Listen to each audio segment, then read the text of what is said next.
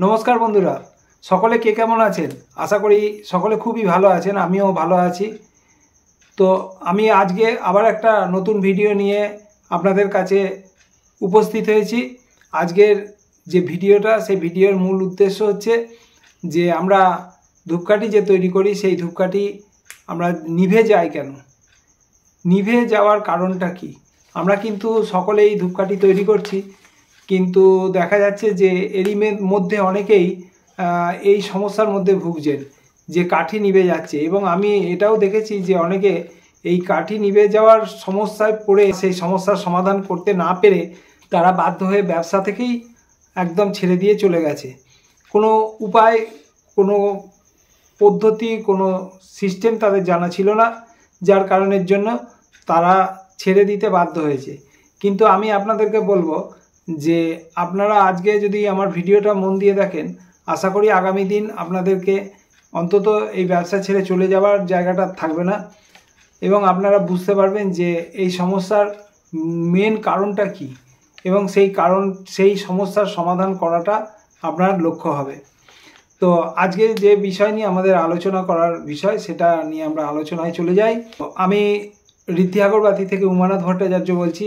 আশা করি আগামী দিনে আপনারা আরও আমাকে ভালোবাসা দেবেন, যে ভালোবাসায় আমি আরও অনেক দূর এগিয়ে যেতে পারবো। তো আজকে আমরা মূল টপিকে চলে আসি, সেটা হচ্ছে যে কাঠি নিভে যায় কেন। এই নিভে যাওয়ার কারণটা কি আমরা জানতে যদি পারি, তাহলে তার সমাধানের রাস্তা যদি আমাদের জানা থাকে, তাহলে আগামী দিন আশা করব আর কাঠি নিভবে না। ধূপকাঠি এমনই একটা জিনিস যেটা কিন্তু আমাদের প্রত্যেকটা ফ্যামিলিতে সচরাচর আমরা ধূপকাঠি ব্যবহার করে থাকি। তো ভগবানকে আমরা যেমন ফুল, দুব্ব, তুলসী পাতা, বেলপাতা, চন্দন, এগুলো যেমন আমরা ভগবানের চরণে নিবেদন করি, ঠিক পাশাপাশি একই রকমভাবে আমরা ধুনো এবং ধূপটাও কিন্তু আমরা ভগবানেরকে নিবেদন করে থাকি। ধুনো এবং ধূপ আমরা ভগবানকে নিবেদন করি কেন? প্রথমত হচ্ছে যে আমাদের এই পরিবেশের সমস্ত নেগেটিভিটিকে আমরা দূর করি। এর সুগন্ধে চারিদিকের সমস্ত নেগেটিভিটিগুলো আমাদের দূর হয়ে যায়। দূর হয়ে গিয়ে আমরা অনেকটা সতেজ এবং পজিটিভ হই, এবং আমাদের বিভিন্ন ধরনের যেসব ভাইরাস বা ভাইরাস জাতীয় যেসব জিনিসগুলো রয়েছে, সেগুলোকে অনেকটা আমরা দূরে থাকতে পারি সেদিক থেকে। তো ধূপ ধুনো জ্বালানোর ফলেই এই জিনিসটা হয়। তো ধুনো হচ্ছে কোনো গাছের নির্যাস বা রস, যে রসটাতে একটা শক্ত হয়ে গিয়ে সেটাকে আমরা যখন জ্বালাই তার একটা সুন্দর সুগন্ধ বার হয়। একই রকমভাবে ধূপকাঠির ক্ষেত্রেও কিন্তু আমাদের তাই ছিল, যেটা হচ্ছিল যে প্রাকৃতিকভাবে যেসব জিনিসগুলো আমরা পাই, যেমন বিভিন্ন গাছের আঠা এবং বিভিন্ন গাছের ছাল এবং বিভিন্ন গাছের ছাল থেকে নির্যাস যে পাউডার, সেই পাউডারটা থেকে এই ধরনের জিনিসগুলো একসাথে মিশ্রিত করে, এবং বিভিন্ন কিছু গাছ আছে যে গাছের ছাল থেকে বা গাছের গুঁড়ো থেকে আমরা কি হয়, আমরা আঠা জাতীয় জিনিসটা পাই এবং সেটাকে মিক্সড করি, যেটা জস পাউডার বা বলা হয়। তো সেক্ষেত্রে আমরা সেগুলোকে মিশিয়ে আমরা একটা কাঠির মধ্যে দিয়ে আমরা এই মশলাটাকে লাগিয়ে এবং সেটাকে শুকিয়ে আমরা সেটাকে যখন জ্বালাই, তখন তার সুঘ্রাণ চারিদিকে ছড়িয়ে যায়, এবং এর ফলে কি হয়, বিভিন্ন নেগেটিভিটি দূর হয়, এবং তার পাশাপাশি কি হয়, আমাদের মনে একটা ভক্তির উদয় হয়, যে ভক্তিতে আমরা অনেক কিছু, আমরা ভক্তিতে ভগবান বাস করে, এবং ভক্তিতে আমরা অনেক কিছু বিশ্বাস করতে পারি, অনেক কিছু ভাবতে পারি, এবং মনটাকে অনেক একটা একাগ্র ভাব আনতে পারি। তো সেই ভক্তির ওপরে নির্ভর করে আমরা কিন্তু একটা যদি ধূপকাঠি জ্বালাই, সেই ধূপকাঠিটা যখন সম্পূর্ণভাবে চলে যায় জলে, তখন আমরা মনে করি যে আমাদের মনস্কামনা হয়তো পূর্ণ হবে। বেশিরভাগ মানুষের এটাই ধারণা যে একটা ধূপকাঠি যদি সম্পূর্ণ জ্বলে যায়, তাহলে আমরা ভেবে নিতে পারি যে আমরা ঠিকঠাক ভগবানকে নিবেদন করেছি এবং ভগবান সন্তুষ্ট হয়েছে, এবং আমরা আমাদের মনস্কামনা হয়তো পূর্ণ হবে। কিন্তু যদি দেখা যায় যে সেই ধূপকাঠিটা সম্পূর্ণভাবে জ্বলল না, অর্ধেক জ্বলার পর নিভে গেল, তখন আমাদের মনের মধ্যে একটা খুঁত থেকেই যায়, এবং আমাদের মনের সন্তুষ্টিটা আমরা সম্পূর্ণভাবে পাই না। তখন আমরা ভাবি কি যে আমাদের ভক্তির বোধহয় কোনো খামতি ছিল, অথবা ভগবান কিন্তু আমার আমার যে নিবেদনটা, আমার যে অঞ্জলিটা, সেই অঞ্জলিটা ভগবান শান্তিভাবে নিতে পারেনি, তো ভগবান হয়তো রুষ্ট হয়েছে। এই ধরনের বিভিন্ন চিন্তাভাবনা আমাদের মাথায় আসতেই পারে। তো সেই দিক থেকে তাকিয়ে যদি সম্পূর্ণভাবে কাঠিটা জ্বলে যায় তাহলে সেক্ষেত্রে কিন্তু এই সমস্যাগুলো আসে না। যার ফলে কি হয়, যে কাস্টমার ধূপকাঠিটা কিনে নিয়ে যায়, ধূপকাঠির যে প্যাকেটটা কিনে নিয়ে যায়, সেখানে যদি দেখা যায় যে 2 বা ততোধিক কাঠি এইরকমভাবে নিভে যায়, তাহলে সেই কাস্টমার কিন্তু ওই ধূপটার ওপরে ক্ষুণ্ণ হয় এবং সে দোকানদারকে গিয়ে একটু রাগান্বিতভাবে গিয়ে বিভিন্ন ধরনের কথাবার্তা বলে এবং দোকানদার তখন সেই একইভাবে ওই কাস্টমারের কথা শুনে সেও কিন্তু ক্ষুণ্ণ হয় এবং আমরা যে দোকানে এইরকম ধূপকাঠিটা দিই, তো সেই দোকানদার তখন আর আমাদের কাছ থেকে ধূপকাঠি নিতে চায় না এবং আমাদের ব্যবসা একটা বিশাল হ্যাম্পার হয়।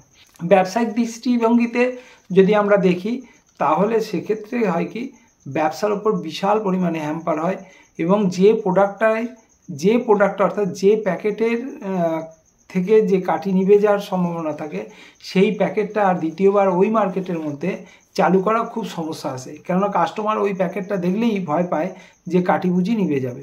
তো সেই ক্ষেত্রে ওই প্যাকেটটা একদম পুরো ব্যবহার করাই খুব সমস্যাজনক হয়ে যায়।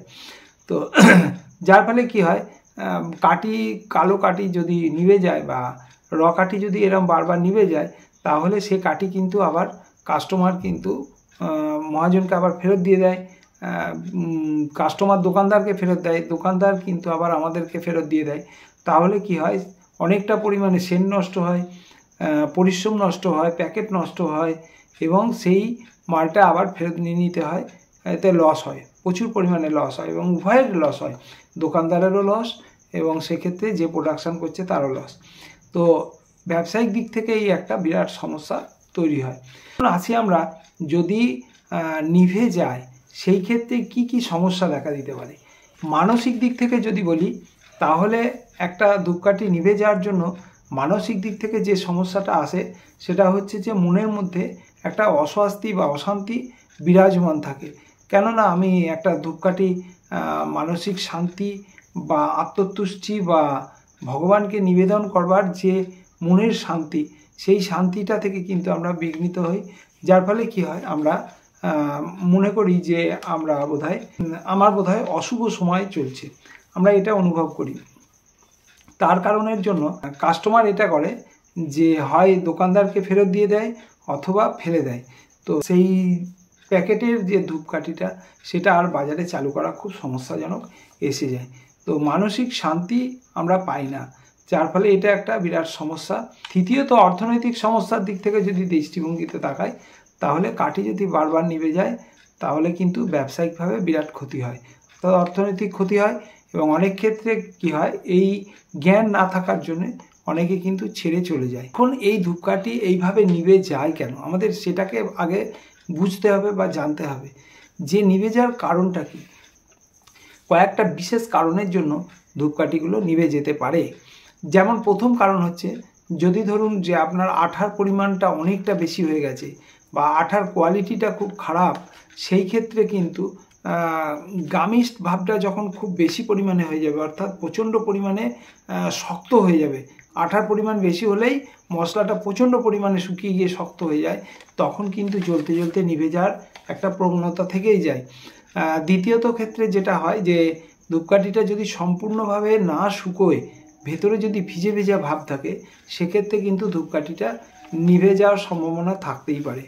এবং আর একটা বিষয় হচ্ছে যে মশলা যদি ঠিক ভাগে না তৈরি করা হয়, অর্থাৎ ভাগটা যদি তার জানা না থাকে এবং একটা উল্টোপাল্টা ভাগে যদি তৈরি করা হয়, সেক্ষেত্রেও কিন্তু ধূপকাঠি নিভে যাওয়ার সম্ভাবনা থাকে। ধূপকাঠি নিভে যাওয়ার আর একটা সম্ভাবনা রয়েছে, সেটা হচ্ছে যে যদি মশলার মধ্যে কাদার পরিমাণ ভাব বেশি থাকে, অর্থাৎ মাটি মেশানো থাকে, তাহলে সেক্ষেত্রে কিন্তু ধূপকাঠিটা নিভে যেতে পারে। এবং তার থেকে সবথেকে বেশি যে সমস্যাটা হয়, বেশিরভাগ মানুষের ক্ষেত্রে বা বেশিরভাগ ব্যবসাদারের ক্ষেত্রেই সবথেকে বেশি যে সমস্যাটা আমরা দেখতে পাই, সেটা হচ্ছে যে কালি, অর্থাৎ আমরা যে কালিটা ব্যবহার করি সেই কালির কোয়ালিটিটা যদি কম হয়, সেই ক্ষেত্রে কিন্তু অবশ্যই ধূপকাঠি নিভে যাওয়ার সম্ভাবনা থাকে। কেন কি বর্তমান কিছু অসাধু ব্যবসায়ী যারা কালি তৈরি করছে তারা কি করছে, কালির সঙ্গে অনেক লোহার কুচো মিশিয়ে দেয়। লোহার কুচো মিশিয়ে দেওয়ার ফলে আমরা সেটাকে ছাঁকনিতে না ছাকার ফলে বা হয়তো ছাঁকনিতে ছেঁকেছি এবং সেই ছাঁকনিতে কিন্তু ওই কুচো লোহার টুকরো হয়তো চলেই গেছে। এক বা একাধিক লোহার টুকরো একই জায়গার মধ্যে যখনই একসঙ্গে থেকে যেতে পারবে তখনই কিন্তু আগুনটা এসে ওই জায়গাটাকে আর জাম করে বেরোতে পারবে না। তখন ওই লোহার টুকরো থাকার কারণবশত সেক্ষেত্রে কিন্তু নিভে যেতে পারে। এছাড়াও যদি কালির মধ্যে অনেক পরিমাণে মাটি মেশানো থাকে বা মাটি দেয়া থাকে, এগুলো কিন্তু ওই অসাধু ব্যবসায়ীরা কিন্তু এগুলো করেই থাকে। তো মাটি মিশিয়ে থাকে এবং মাটির মেশানোর পরিমাণটা যদি বেশি হয় সেই ক্ষেত্রে কালিটা থেকে পুড়তে পুড়তে এসে যখনই মাটি পায় তখন আর কিন্তু সেটা জাম করে আর এগিয়ে যেতে পারে না আগুনটা। তো তখন সেই ক্ষেত্রে কিন্তু আগুনটা নিভে যাওয়ার একটা বিরাট সম্ভাবনা থাকে। এছাড়াও যদি কালির কোয়ালিটি খুব বিলো হয়, খুব বিলো কোয়ালিটির কালি হয়, সেক্ষেত্রে কিন্তু কালি নিভে যেতে পারে। তো এই দিকে দেখা যাচ্ছে যে আফটার অল সব থেকে বেশি পরিমাণে সমস্যা যেটা হয় সেটা হচ্ছে কালি থেকে। কালির কোয়ালিটি যদি ঠিকঠাক থাকে তাহলে কিন্তু এই নিভে যাওয়ার সম্ভাবনাটা সচরাচর থাকে না এবং সুন্দরভাবে কাঠিটা জ্বলে এবং সুন্দরভাবে কিন্তু তার অর্থাৎ কালির কোয়ালিটি যদি ভালো হয় তাহলে কিন্তু তার সুগন্ধও খুব সুন্দরভাবে ছড়াতে পারে। তাহলে আমাকে করতে হবে কি, আমাকে যেটা করতে হবে সেটা হচ্ছে প্রথমত আমাকে কালিটাকে পুরো চেঞ্জ করে দিতে হবে। অর্থাৎ যে কালিটার জন্যে আমার বারবার নিভে যাচ্ছিল সেই কালিটা আর দ্বিতীয়বার ব্যবহার করা যাবে না, সেটাকে কিন্তু সম্পূর্ণ ফেলে দিতে হবে অথবা যে কারখানা থেকে আমার কালিটা নেওয়া সেই কারখানাকে আবার ফেরত দিয়ে দিতে হবে। তারা আবার সেটাকে পরিষ্কার করে ধুয়ে মুছে আবার নতুন করে ফ্রেশ মাল তৈরি করতে পারবে, কিন্তু যেটা আমি বা আপনি পারবো না। তো সেই ক্ষেত্রে আমাকে কি করতে হয়, কালিটাকে আগে পাল্টাতে হয়। কালি যদি পাল্টানোর পর দেখা যায় যে সব ঠিকঠাক আছে তাহলে কোনো সমস্যা নেই, আর যদিও তারপরেও সমস্যা থাকে তখন আমাকে বুঝতে হবে যে আমি কাঠের গুঁড়ো বা অন্য কোনো সমস্যা থেকে এটা হচ্ছে। প্রতিকার আমরা যেটা করতে পারি সেটা হচ্ছে যে আমরা এর সাথে কিছু কেমিক্যাল আছে, বার্নিং কেমিক্যাল আছে, সেই বার্নিং কেমিক্যালগুলো আমরা যদি মিশিয়ে দিই তাহলে সেক্ষেত্রে কিন্তু আমরা আমাদের ওই কালিটাকে হয়তো ব্যবহার করতে পারবো বার্নিং কেমিক্যাল মিশিয়ে। তাছাড়া আর কোনো সেরকম উপায় নাই, তখন আমাদেরকে কালি চেঞ্জ করা ছাড়া আর বিকল্প কোনো রাস্তা থাকে না। যাই হোক বন্ধুরা, আজকের ভিডিও এই পর্যন্তই। সকলে খুব ভালো থাকবেন। যদি আমার ভিডিও ভালো লাগে অবশ্যই একটা লাইক করবেন। যারা সাবস্ক্রাইব করেছেন তাদেরকে আমি অসংখ্য ধন্যবাদ জানাই। আর যারা এখনও আমার চ্যানেলটাকে সাবস্ক্রাইব করেননি অবশ্যই যেন চ্যানেলটাকে সাবস্ক্রাইব করে নেবেন, আর পারলে এই তথ্যটা সবাইকার কাছে ছড়িয়ে দেওয়ার জন্য অবশ্যই একটু শেয়ার করে দেবেন। আজকে তাহলে চলি, আবার দেখা হবে আগামী কোনো একটা ভিডিওয়। সকলে ভালো থাকবেন, সকলে আনন্দে থাকবেন। নমস্কার।